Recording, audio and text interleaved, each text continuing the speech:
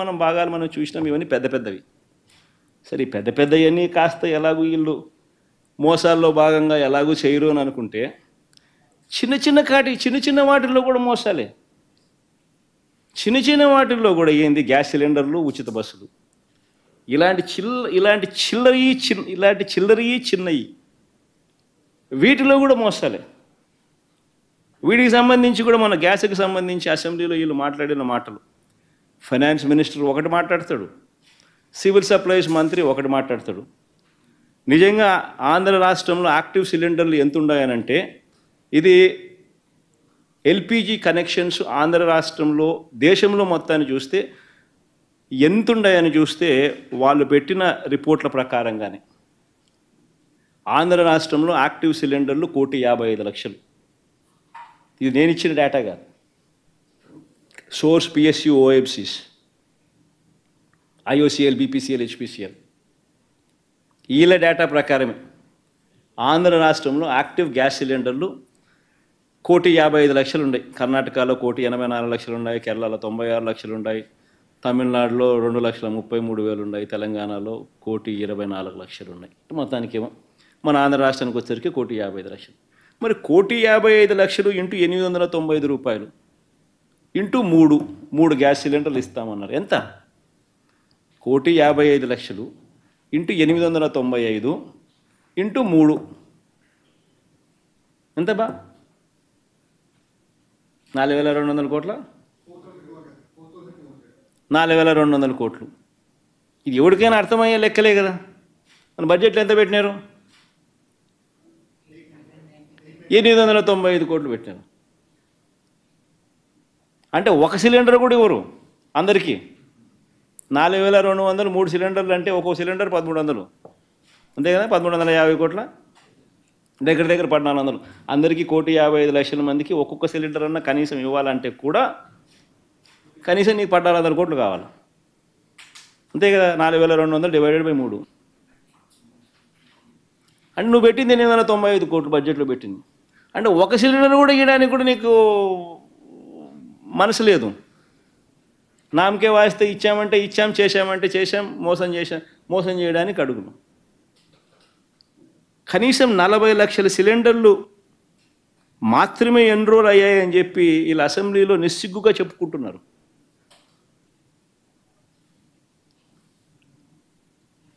అంటే ఇటువంటి చిన్న చిన్న విషయాలలో కూడా ఫైనాన్స్ మినిస్టర్ ఏమో మేము 3 సిలిండర్లు ఇస్తామంటాడు, సివిల్ సప్లైస్ మంత్రి ఏమో ఈ సంవత్సరానికి ఒకటి ఇస్తామంటాడు. అంటే ఒక మంత్రి చెప్పేదానికి ఇంకొక మంత్రి చెప్పేదానికి కూడా వీళ్ళిద్దరి మధ్య పొంతన లేదు. అసెంబ్లీ సాక్షిగా ఫైనాన్స్ మినిస్టర్ 3 అంటాడు, సివిల్ సప్లైస్ మినిస్టర్ 1 అంటాడు. పోనీ 1 అందరికి ఇస్తున్నారంటే అదిలే. 1,55,00,000 ఇంటూ ఒక సిలిండర్ ఇంటూ 895 వీళ్ళ లెక్కల ప్రకారం వేసుకున్నా కూడా 1,400 చిల్లర కోట్లు. అంటే ఎంత దారుణంగా వీళ్ళ అబద్ధాలు మోసాలు చేస్తూ ఉన్నారా అని నిదర్శనం. ఇక మెగా డిఎస్సి అన్నారు ఇంతకుముందు. ఇక మెగా డిఎస్సి, ఇందులో మెగా ఎలాగో లేదు. ఇక మెగా డిఎస్సి అన్నారు, ఇక మెగా ఎలాగూ లేదు. ఉన్న డిఎస్సి పరిస్థితి ఏందని చూస్తే మేము 6,100 ఉద్యోగాలకు మేము నోటిఫికేషన్ ఇచ్చినాం. ఆ 6,100 నోటిఫికేషన్కు తోడు వీళ్ళు అడిషనల్గా ఇంకొక మరికొన్ని పోస్టులు కలిపినారు. కలిపి 16,347 పోస్టులు ఇదిగో ఇస్తున్నామన్నారు.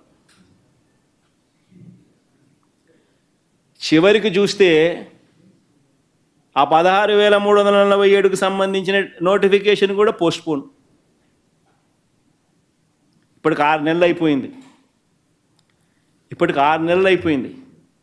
ఇదే 6 నెలల కాలానికి మా ప్రభుత్వం వైఎస్ఆర్సీపీ అధికారంలో ఉండగా అక్టోబర్ 2 గాంధీ జయంతి నాటికి అక్షరాల గ్రామ సచివాలయ వ్యవస్థ ఏర్పాటు చేసి 1,30,000 ఉద్యోగాలు ఒక గ్రామ సచివాలయ వ్యవస్థ ద్వారానే క్రియేట్ చేసాం. 6 నెలలు తిరక్క మునిపే గాంధీ జయంతి అక్టోబర్ 2 నాటికే. 58,000 ఉద్యోగాలు ఆర్టీసీలో రెగ్యులరైజ్ చేసినాం, విలీనం చేసి.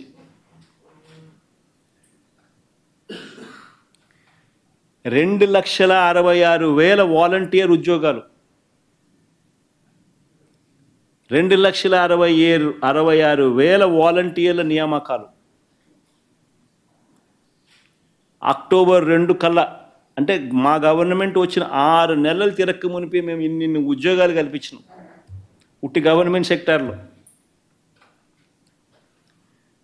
మన చంద్రబాబు నాయుడు గారు గవర్నమెంట్ వచ్చి 6 నెలలు అయినంత వరకు ఒక్క ఉద్యోగం అన్నా ఇచ్చారా అంటున్నా.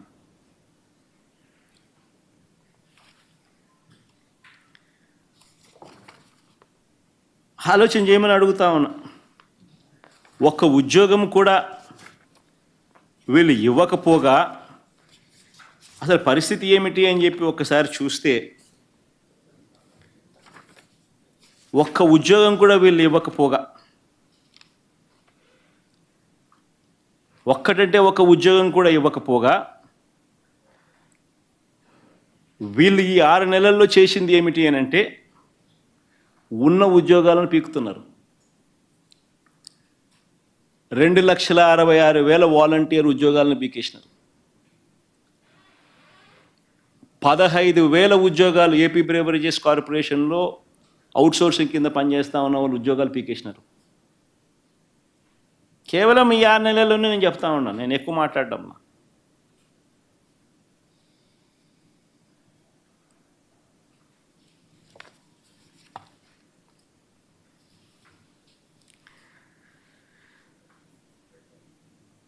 ఇక రెండో సబ్జెక్ట్, నెక్స్ట్ సబ్జెక్ట్, చట్టసభల వేదికగా